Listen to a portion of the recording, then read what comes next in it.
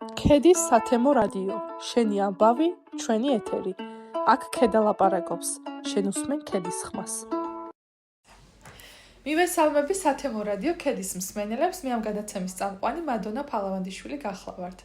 დღესაც საინტერესო თემას გთავაზობთ და საინტერესო სტუმარი მყავს სტუდიაში.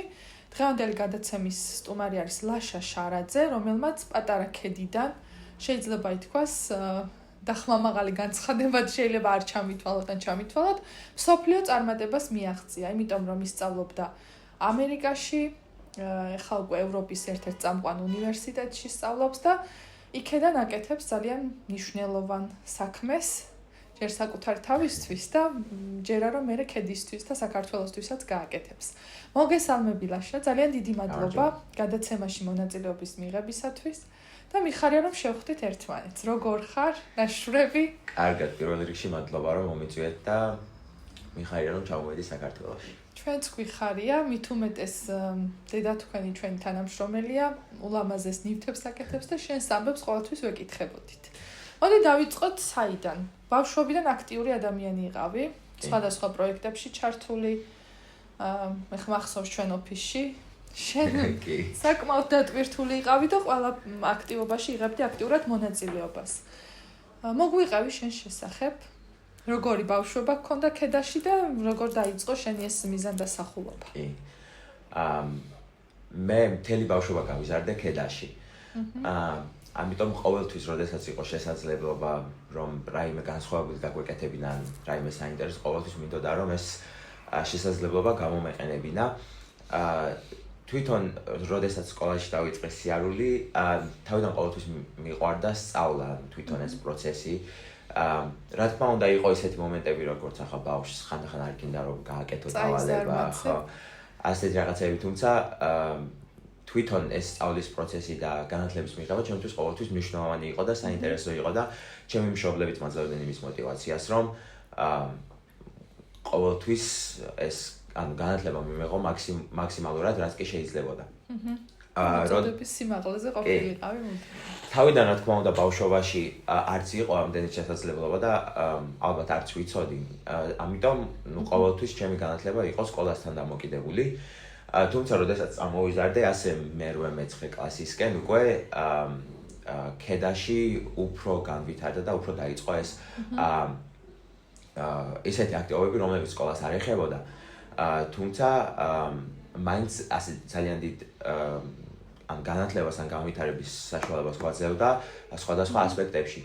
და ეს ყველაფერი დაიწყო სენით, რომელიც იყო არასამთავრობო ორგანიზაცია, რომელიც ქედაში გაიხსნა და მერე დაიწყო მათი პროგრამა ქედა ლიდერი, რომელიც ძალიან ბევრი ისეთ აქტივობებს ატარებდა, რაც ძალიან მიხაროდა, რომ გავწერვიანებულიყავი და მონაწილეობა მიმეღო.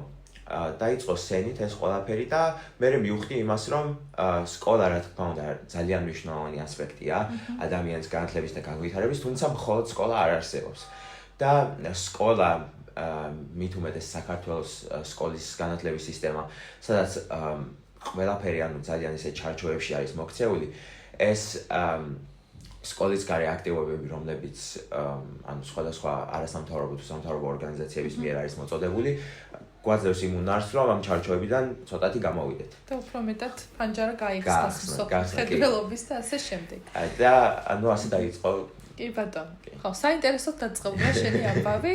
მერე იყო შენი ერთ-ერთი დიდი წარმატება ფლექსის პროგრამაში მონაწილეობა და იქ გამარჯვება. ამ თემაზე ჩვენ გვყავდი სტუმრად მოწვეული. საინტერესო იყო შენი გამოცდილების გაზიარება და ახლა რადიო მსმენელებსაც რომ გაუზიაროთ, როგორ დაიწყე ფლექსის ამბები, აბა ეს მოგვიყევი. ფლექსზე გავიგე სკოლაში.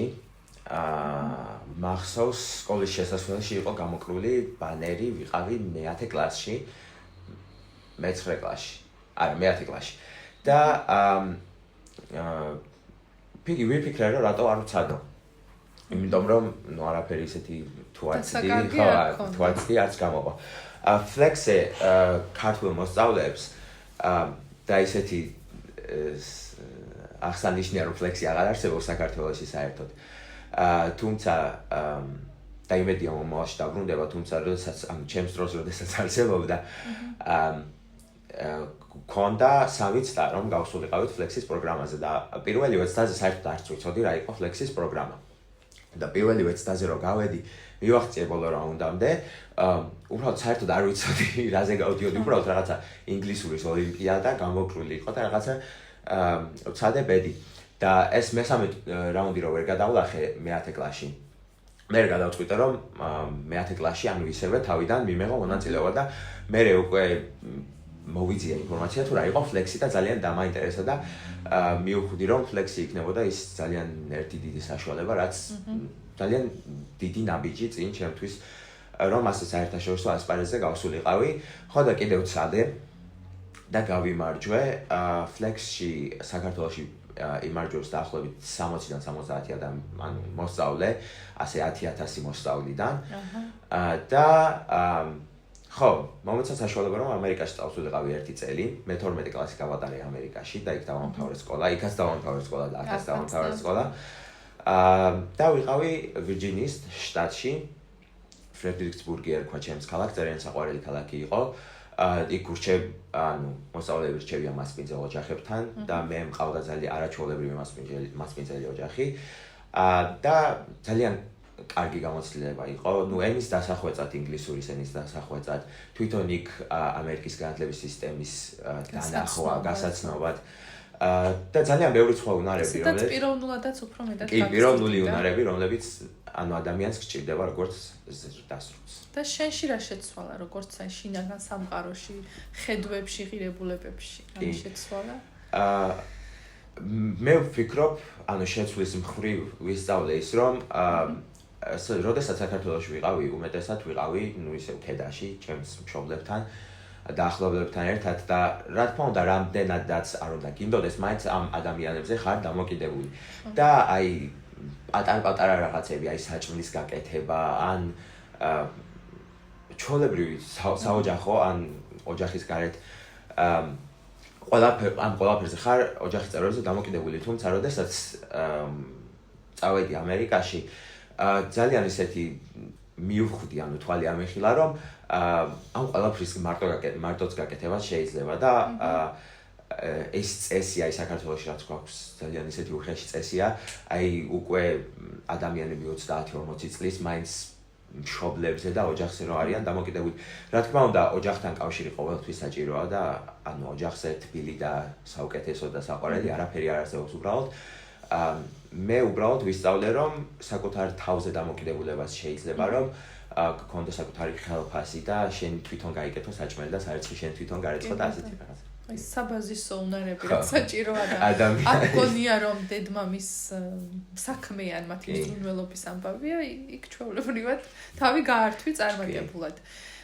აი რა არის საინტერესო ჩვენ შევეხეთ წაღან საუბარში სკოლებს შორის განსხვავებას, რომ რაღაცნაირად ჩარჩოებში არის ჩვენთან მოქცეული. ამერიკის სკოლა როგორია? ყველაფერი არ მახსოვს სიმართლე რომ გითხრათ, იმიტომ რომ 4 წლის წინ იყო Flex-ი 3 წლის წინ, თუმცა ყველაზე მნიშვნელოვანი რაც მახსოვს ის არის რომ ამერიკის განათლების სისტემა მიუხედავად იმისა რომ რაღაცნაირ ჩარჩოში ისიც არის მოქცეული, მაინც აძლევს მოსწავლეებს საშუალებას რომ თავიანთი უნარები, რომლებიც მათ იციან რომ უნდათ რომ გააგრძელონ ამ მხრივ სწავლა, აძლევს საშუალებას რომ ამ უნარების მხრივ გააგრძელონ სწავლა თვითონ სკოლაში და არა მხოლოდ უნივერსიტეტში, იმიტომ რომ ჩვენთან მე ვიცი არაჩვეულებრივი ხელოვანი ბავშვები, რომლებიც უბრალოდ მე-9 კლასის მერე აღარ სწავლობენ ხელოვნებას ან ხატვას ან მუსიკას და უბრალოდ ანუ ეკარგებათ დომა ამ ყველაფრის რომ გააგრძელონ ამ მხრივ სწავლა. და ამერიკაში ყველა მოსწავლეს აქვს საშუალება და ეს რა თქმა უნდა სკოლასაც გააჩინა, თუმცა ჩემ სკოლაში ასე იყო, გქონდა საშუალება რომ აგვერჩია აი კურსივით. და ეს high school რაც ქვია ამ დროს შეგეძლო გაგევლო კურსი.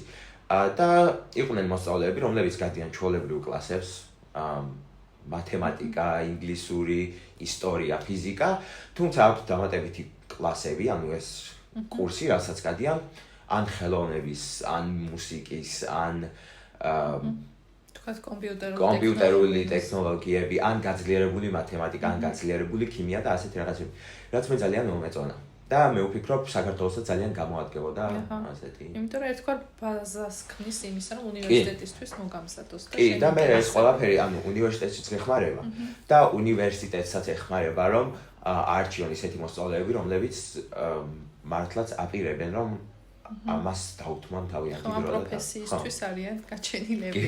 საინტერესო გამოცდილება არის ნამდვილად და მადლობა ამის გაზიარებისთვის. ეხლა გადავიდეთ შენს მთავარ ამბავზე.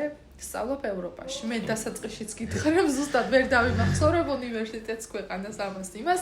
ეხლა შენ გისმენთ, როგორ დაიწყე სტუდენტური ცხოვრება, სად, რა ფაკულტეტზე, ამაზე მოგვიყევი. კი, ისე ცოტა ადრე რომ დავიწყო, ფლექსიდან რომ ჩამოვედი საქართველოში ისევ, მე 12 კლასში ვიყავი, ფლექსი რომ დავამთავრე და ჩამოვედი აქაც სკოლა დავამთავრე და გადავწყვიტე რომ მინდოდა ევროპაში ჩაბარება. თუმცა ეს აბიტურიენტის ეს პატარა 1-2 კვირა მაინც მქონდა აბიტურიენტობის, იმიტომ რომ აქაც გადავწყვიტე რომ აქაური გამოცდილების ჩამებარებინა. და გავაგზავნე LCC-ის საერთაშორისო უნივერსიტეტში, რომელიც არის ლიეტუვაში. და არც ისე დიდი, თუმცა თავის საქმეს აკეთებს. ხო, ანუ ძალიან დიდი უნივერსიტეტი არ არის, თუმცა დაახლოებით 90 ქვეყნიდან ყავს მოსწავლეები. და დაახლოებით 800-900 მოსწავლე ყავს უნივერსიტეტში და მომეწონა უნივერსიტეტი, ადგილმდებარეობა ქვეყანა ლიეტუვა არაჩვეულებრივი ქვეყანაა. და გადავწყვიტე რომ გამეგზავნა პოლიტიკის მეცნიერების და საერთაშორისო ურთიერთობების ფაკულტეტზე და ამ ორივე ფაკულტეტის ერთად სწავლა მიწევს ახლა და გავაგზავნე. რა თქმა უნდა, იქ გადაწყვეტილების მიღებაში, რა თქმა უნდა, ყველა ფაქტორი შეტანა იყო, რომ რამდენად შევძლებ სწავლის გადახდასთან, იქ საცხოვრებლის გადახდასთან თვითონ მინიმუმ აი საჭმელი რომ მქონდეს ადამიანს და ჩასაცმელი. თუმცა პირველივე წელს მომცეს დაფინანსება, ერთწლიანი დაფინანსება, რაც ყველაფერს ფარავდა ჩემთვის. და გადავწყვიტე რომ წავსულიყავი კი. და რომ დავამთავრე პირველი კურსი, მე საშუალება მომეცა რომ პრეზიდენტის დაფინანსებაზე შემეტანა განაცხადი, რაც ნიშნავს იმას, რომ დამეფარებოდა მთელი ხარჯების სწავლის და ცხოვრების უბრალოდ იყო საჭირო რომ მქონოდა ძალიან კარგი აკადემიური მოსწრება და ასევე იქ ჩვენთან კამპუსზე, უნივერსიტეტის კამპუსზე ჩართულობა. აქტივობებში. ხო, ლიდერული უნარების გამოჩენა და აქტივობები და კლუბებში გაწევრიანება და ასე შემდეგ და შევძელი რომ მიიღო ეს პრეზიდენტის დაფინანსებას და ხო ახლა ვსწავლობ უფასოდ. მაგარ ამბებს მიყვები. პრეზიდენტი იქაურ პრეზიდენტს გულისხმობ, ხო? დაუჯერებელია შეიძლება ითქვას, იმიტომ რომ აი თუ რადიო მსმენელები მეც გვისმენენ, თურმე ქედიდან შესაძლებელი ყოფილა ლიეტუვას პრეზიდენტის დაფინანსებაც მოიპოვა და ხო, შეუძლებელი არაფერია, მონდომებით, შრომის მოყვარეობით, ნიჭით შეიძლება მთებიც კი გადადგა, აგერ არის შენი მაგალითი. ეხლა საუნივერსიტეტო ცხოვრებაზე რომ მოგვიყვე. ეხლა მე ხვდები რომ ქართულ რეალობას ვერ შეადარებ, იმიტომ რომ ამის გამოცდილება ჩვენთან არ მიგიღია.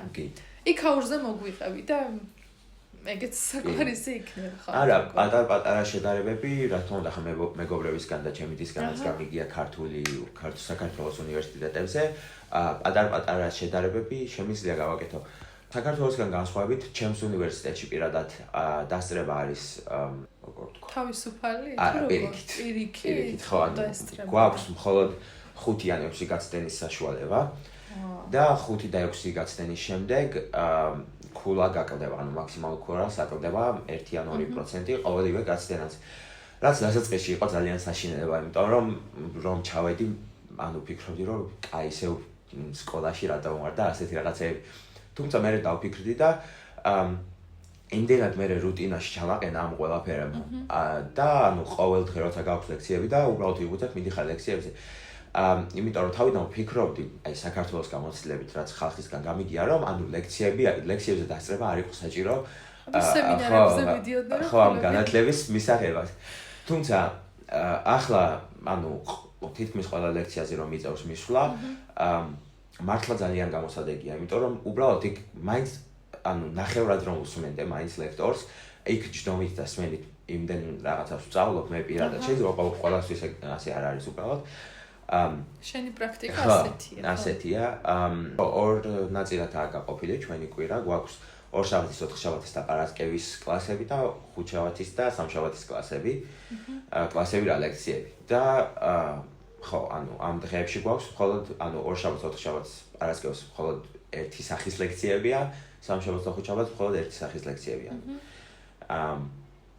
კიდე აქტიურობა სტუდენტებისა პრინციპში ხა მაგ ჩამოსული სტუდენტი სწავლისთვის და უმეტესობა კი, რა თქმა უნდა, ყავს ისეთი მოსწავლეებიც, რომლებიც რა თქმა უნდა შესაძლებლობაც აქვთ და უბრალოდ ჩამოდიან უნივერსიტეტისთვის და განათლება, რა თქმა უნდა, ყველა უნივერსიტეტს ყავს ესეთი დადაგებისაც განათლება არ აინტერესებს. თუმცა უმეტესი უნივერსიტეტის საკმაოდ თავდაჯერებული მოსწავლეები არიან. თვითონ უნივერსიტეტის აქტივობები ესეთ ძალიან აქტიური უნივერსიტეტი გვაქვს. ძალიან ბევრი კლუბები არსებობს, სპორტიდან დაწყებული, ხატვის კლუბი და სამაგიდო თამაშების კლუბი და ასეთი რაღაცეები. თავისუფალი დრო გაატაროთ იქ და სტუდენტური ცხოვრება გაიმრავლოთ. კი. გაგაწყვეტინე, გავაგრძელოთ. კი, თან ლიეტოვაში ძალიან მნიშვნელოვანია კალათბურთს როგორც სპორტი და კალათბურთს ლიეტოვის რელიგიასაც ეძახიან ისე. და ხო, უნივერსიტეტს ყავს გოგოების და ბიჭების კალათბურთის გუნდიც და ყოველთვის თამაშებს ძალიან ბევრი ადამიანი ესწრება და ასეთი რაღაცები, ძალიან ისეთი აქტიური ისა უნივერსიტეტია. დანარჩენი ერთადერთი კიდევ ძალიან დიდი განსხვავება რაც საქართველოსთან არის, ის არის რომ ჯერ პირველი იმიტომ რომ 99% ჩვენთან უნივერსიტეტში არიან ამერიკელები. თუმცა ძალიან ისეთი ურთიერთობა გვაქვს პროფესორებთან, თითქმის ყველა პროფესორი მე ვინც მყავდა და ახლა ვინც მყავს, არ უყვართ რო წაეძახი მისტერს ან ძალიან ფორმალურად რომ მიმართავ, არ უყვართ, ყოველთვის გეუბნებიან რომ ჩვეულებრივი სახელი დამიძახე. ან შეიძლება უბრალოდ ქუჩაში გაგაჩეროს და დაგელაპარაკოს, ან მაგალითად თუ გინდა რომ კითხო, ეს დავალების ქულა ან რაღაცა რომ თუ გინდა კითხო, ჩვეულებრივი მოვლენაა რომ წამო უნივერსიტეტის კაფეში დავჯდეთ, ყავას გიყიდით და რაღაც ესეთი ძალიან მეგობრული ურთიერთობაა პროფესორებთან, რაც ძალიან კარგია, იმიტომ რომ ეს ძალიან სასაცილო სათქმელია, თუმცა შიშით არ ვსწავლობ, ვსწავლობთ უბრალოდ ხალისით და მეგობრობით, რაც ძალიან კარგია. უფრო სხვანაირი პატივისცემაც გაქვთ. მათი მხრიდან რომ იგრძნობა, თითქოს თქვენი თანატოლია. თქვენ დონეზია. ხო, ძალიან კარგი რამეს ამბობ. სწავლების პროცესი როგორია პრაქტიკაზე, თეორიაზე? ორივე ერთად არის და საკმაოდ კარგად არის განაწილებული. პრაქტიკის მხრივ ჩემს უნივერსიტეტს აქვს კანონი რა წესი, რომ თუ ერთი სემესტრი პრაქტიკა არ გაქვს გავლილი შენი ფაკულტეტის მხრივ, მაშინ ვერ დაამთავრებ უნივერსიტეტს. არ გამთავრებინებენ უნივერსიტეტებს. მაგალითად, ეხლა რომ ჩავალ ამ სემესტრში მაქვს ჩემი პრაქტიკა. და ეს ერთი სემესტრი და რა თქმა უნდა შეიძლება რომ სემესტრიც მეტი გაიარო, უბრალოდ ეს კრედიტები, კლასის კრედიტები გეთვლება მხოლოდ ერთ სემესტრად. და ეს ერთი სემესტრი აუცილებლად უნდა გაიარო, სტაჟირება ან თვითონ სამსახური ან ასეთი რაღაცეები, რაც შენს ფაკულტეტის მხრივ უნდა იყოს და თეორიის მხრივ დასაწყისში უმეტესად უფრო თეორიაა და მერე უფრო პრაქტიკაა, თუმცა ჩემი ფაკულტეტზე მაგალითად დასაწყისში ვიწყებთ პოლიტიკის მეცნიერების თეორია ან პოლიტიკის მეცნიერების ფილოსოფია და საერთაშორისო ურთიერთობების თეორია, ეს საბაზისო ინფორმაცია, რაც გჭირდება, რომ მე უფრო ეს პრაქტიკაში გამოიყენო. ხო, და რა მაინტერესებს ეს პრაქტიკული ამბები, შენ თვითონ გეგმავ თუ ლექტორები? თუ გეგმავენ. ხო, თუ მაგალითად კლასი გაქვს აღებული და ამ კლასს ეხება, მაშინ ლექტორები გეგმავენ. თუმცა თუ კლასის გარეშე გინდა რაღაცა გააკეთო, თუმცა გინდა რომ თან უნივერსიტეტში ჩაგეთვალოს ან პრაქტიკაში, მაშინ შენით უნდა მოიზიო. თუმცა გააჩნია პრაქტიკასაც, იმიტომ რომ გვაქვს პრაქტიკა, რასაც ვეძახით და გვაქვს სამეცნიერო პრაქტიკაც. იმიტომ რომ პრაქტიკა არის, ან ციხარ ოფისში ან ეხმარები. ხო, და ის მითითებებს გაძლევს და როგორ ჩვეულებრივ სტაჟირებას. და სამეცნიერო პრაქტიკა გვაქვს, აი ბაკალავრიატს რომ წერ მეოთხე კურსზე, თემას რომ წერ, შენით რომ უნდა მოიკვლიო ინფორმაცია და ჩაატარე ინტერვიუები და სტატისტიკები და ასეთ რაღაცები, უბრალოდ ამ ხრივ უბრალოდ შენ საბაკალავროს არ წერ, უბრალოდ გინდა რომ გამოცდილება მიიღო ამ ხრივ. რაიმე კულტურულად, როგორ თქვა, კულტურული შოკი არ მინდა მას დავახო, მაგრამ ნუ სხვა არ არის ეს. რიეტოა სხვათა შორის საქართველოსგან ქონია. კი, საქართველოს ძალიან ბევრ ასპექტში გავს, იმიტომ რომ ორივე საბჭოთა კავშირიდან ერთ დროს საბჭოთა კავშირში ერთ დროს იყვნენ და მე თითქმის ერთ დროს გამოვიდნენ და ანუ რაღაც ასპექტებში ეს პოსტსაბჭოური ზეგავლენა არის. თუმცა ჩემთვის ყველაზე დიდი შოკი იყო თუ რამდენად ანუ ცივი არიან ლიტველი ხალხი თუ ანუ ძალიან ისე პერსონალურ დონეზე არ იცნობ. იმიტომ რომ რა თქმა უნდა საქართველოში და მე ამერიკაშიც, იმიტომ რომ ორივე ქვეყანაში ძალიან მიჩვეული ვიყავი ადამიანებზე, რომლებიც აი ქუჩაში უცნობს რომ ჩაუარო გიღიმის ან რავი მაღაზიაში რომ შედიხარ 10 წუთიანი მე დისკუსია გაქვს და საუბარი გაქვს გამყიდველთან და ასეთი რაღაცები. თუმცა ლიტვაში ანუ თუ ძალიან ისეთი სიღრმეზე არ იცნობ ადამიანს და თუ შენ ძალიან ახლო მეგობარი არ არის ან ნათესავი, ანუ ქუჩაში ერთმანეთს არავინ არ უღიმის ან მაღაზიაში შეიძლება შეხვიდე და მოლარე არც დაგელაპარაკოს ანუ გაატარებს ყველაფერს დაადება რაც და გამოხვალ. რა თქმა უნდა ქვეყანაზეც არა დამოკიდებული და თვითონ კლიმატზე არის მე ვფიქრობ ყველაზე მეტად დამოკიდებული, იმიტომ რომ დაახლოებით ასე ოქტომბრის შუა რიცხვებიდან აპრილის ბოლომდე ყოველთვის იცივეა და ზამთრის პერიოდები აი ნოემბრის დასაწყისი და მარტის ბოლომდე თითქმის მზის სინათლე არაა. დილით თენდება ასე 11-ისკენ გათენებას ვეძახით, მაგრამ უბრალოდ ანუ გარეთ შეიძლება პატარა შუქი იყოს და ანუ 4-ის ნახევრისკენ 3-ზე უკვე ყოველთვის ღამე. და ნუ ასეთ გარემოში რომ იზრდები და ყოველთვის ასეთ გარემოში რომ გიწევს მუშაობა, ნუ მესმის, თუმცა იგი იყო ყველაზე დიდი კულტურული შოკი ჩემთვის. ხო, აი გარემოც ბუნებრივი ამბებიც თურმე ზეგავლენას ახდენს ადამიანებზე. საინტერესო არის. კარგ გამოცდილებებს გვიზიარებ, მოკლედ ისეთი კაი გადაცემა გამომდის, რომ იხარია. აი მოდი გადმოვიდეთ ქედაში ახლა. კაია ეს ამერიკის, ევროპის ამბები, შენთვის ქედა რა არის? ქედა არის ჩემთვის ყველაფერი. მთელი ჩემი ცხოვრება ქედაში მაქვს გატარებული, ანუ ქედის გარდა, ანუ სანამ 17 წლის არ გავხდებოდი და სანამ ამერიკაში არ წავედი, ჩემი თითოეული დღე იყო გატარებული ქედაში. რავი, ქედა არის ჩემი სამშობლო, ანუ მსოფლიოს ცენტრი, ყველა ვიცით რომ მსოფლიოს ცენტრი. არ ვიცი, ანუ როგორ შეიძლება აღწერო, ანუ ყოველთვის სადაც არ უნდა ვიყო, ყოველთვის მეფიქრება ქედაზე, ანუ მიუხედავად იმისა, და არ აქვს მნიშვნელობა რა მხრივ, ანუ ჩემი მშობლების მხრივ თუ ბებია, ბაბუა, მეგობრები ვინც აქ არიან, ან მოგონებები რაც ქედაში მაქვს, ყოველთვის რაღაც მხრივ მეფიქრება ქედაზე. და ქედის გარშე არ წარმომიდგენია საკუთარი თავი და ყოველთვის ვარ და ვიქნები ესეთი ამაყი ქედელი, რომ ამაყი იმით რომ ვარ ქედელი. ჩვენც ამაყია შენით შეიძლება ეგეც ხმამაღალი იყოს, მაგრამ თავისუფლებას ვაძლევ რომ ასე ვთქვა, იმიტომ რომ საამაყო ადამიანი ხარ ჩვენთვის ნამდვილად და მადლობა რომ ასეთი ხარ. მოდი ახლა სამომავლო გეგმებზე ვისაუბროთ. ნუ სანამ გადაცემას დავიწყებთ, ჩვენ კი ვისაუბრეთ ბევრ რამეზე, მაგრამ რა გეგმები გაქვს და ქედაში თუ აპირებ დაბრუნებას?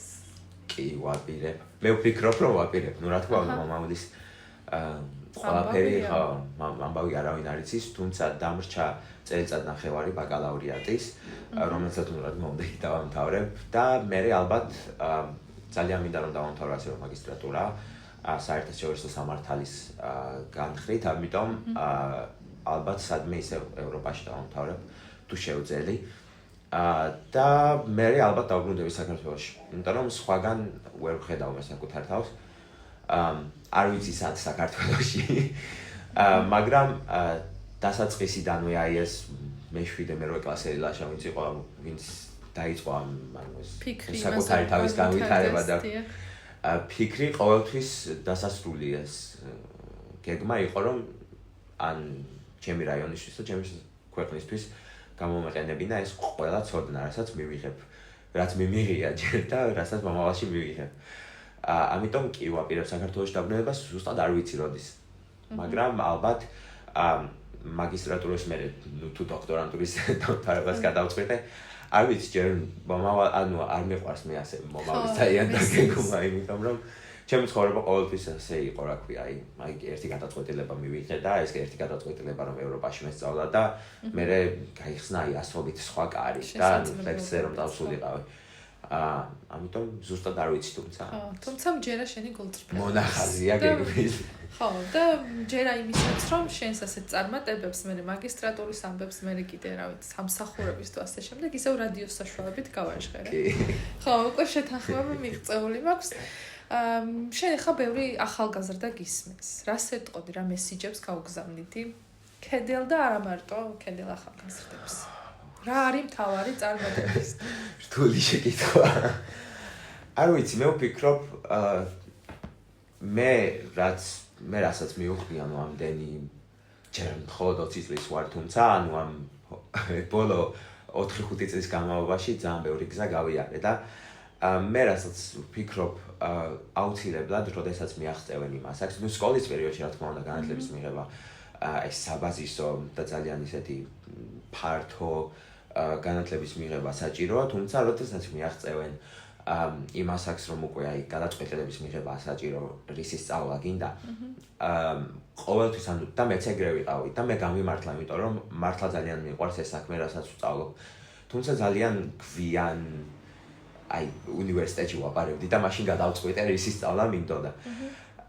რაც რა თქმა უნდა არ არის ცუდი, ანუ თუ ესე ხდება უბრალოდ ეს უნივერსიტეტის გზა და უნივერსიტეტის გარეთ აქტივობები ყოველთვის ეხება იმ ფაკულტეტს, რასაც სწავლობ. აი მე ზაფხულობით ამერიკაში რომ მიწევს ჩასვლა ხოლმე, იქაც ყოველთვის ჩემს პროფესიას ეხება. კი და ანუ არ უნდა მოგწყინდეს, ანუ ასე რომ ვთქვათ, იმიტომ რომ როდესაც ამხელა მუშაობის ჩადება გიწევს და ამხელა დროის ჩადება გიწევს ერთი რაღაცა ანუ ფაკულტეტის მხრივ, მთავარია რომ გიყვარდეს ეს და ან იცოდე რომ შეგიყვარდება, იმიტომ რომ დანარჩენი ანუ ყველას მართლა თავისი გზა აქვს. იმიტომ რომ მე შეიძლება მე რაც გამომადგა და მე ანუ რაც იყო ჩემთვის ის ნაბიჯი რაც გადავდგი ან რაღაცა ყველასთვის არ იქნება ერთნაირი. თუმცა ეს არის ერთადერთი რაც, იმიტომ რომ ერთადერთი რამე, იმიტომ რომ უნივერსიტეტში და მე ისევ ანუ როდესაც ცხოვრებას გააგრძელებ, საჭიროა რომ შენ საქმე გიყვარდეს. და საჭიროა რომ ანუ ეს 2 წელი რომ გავან, 3 წელი ან 10 წელი მაინც გქონდეს ის მონდომება, რომ ამ რასაც აირჩევთ ამ ფაკულტეტის ან საქმიანობის მხრივ ყოველთვის გინდოდეს განვითარება, ყოველთვის გინდოდეს რომ უფრო მეტი ისწავლო. იმიტომ რომ უკვე მესამე წელია რაც პოლიტიკის მეცნიერებას საერთაშორისო ურთიერთობებს ვსწავლობ და მიუხედავად იმისა რომ რავი ასობით წიგნი დავამთავრეთ უკვე და არტიკლები და პრაქტიკული სიმულაციები და ისეთი რაღაცეები ანუ ჩვეულებრივი ადამიანისთვის ეს იქნებოდა აი უკვე ვიცი პოლიტიკის მეცნიერება ან ვიცი როგორ დავწერო სამეცნიერო ნაშრომი რომელიღაცა პოლიტიკის მოვლენაზე ან საერთაშორისო ურთიერთობებზე. თუმცა, როდესაც გიყვარს, აი გინდა რომ ყოველთვის აი ახალი თეორია ვისწავლო, ან ამ საერთაშორისო ორგანიზაციაში როგორ ხდება მუშაობა და ასე შემდეგ. ამიტომ ნუ ეს იქნებოდა ჩემი ერთ-ერთი რჩევა. ხო, ძალიან დიდი მადლობა. მადლობა თქვენ. ეს რჩევა არის შენი პრაქტიკიდან და გულიდან წამოსული. ნამდვილად და იგრძნობა ეს ყველაფერი. წარმატებებს გისურვებ ლაშა. მადლობა რომ შენი ასეთი მცირე დასვენების ხარჯზე ჩემთვისაც გამოყენდრო და ჩვენი მსმენელებისთვისაც უდიდესი წარმატება, ჯანმრთელობა და შეუპოვრობა ისეთი როგორც ახლა გაქვს და უფრო გაძლიერება. დავემშვიდობები რადიო მსმენელებსაც მომავალ გადაცემამდე.